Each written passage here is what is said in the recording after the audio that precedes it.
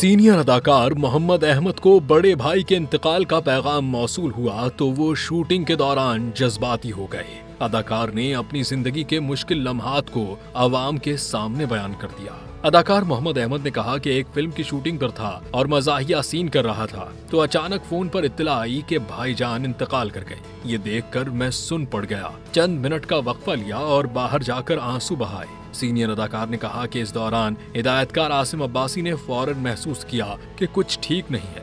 उन्होंने पूछा क्या शूटिंग रोकना चाहते हैं, मगर मैंने काम जारी रखने का फैसला किया। मोहम्मद अहमद के मुताबिक वो भाई के जनाजे में शिरकत न कर सके और इंतकाल के तीसरे दिन इस्लामाबाद पहुंचकर उसी दिन कराची वापस आ गए।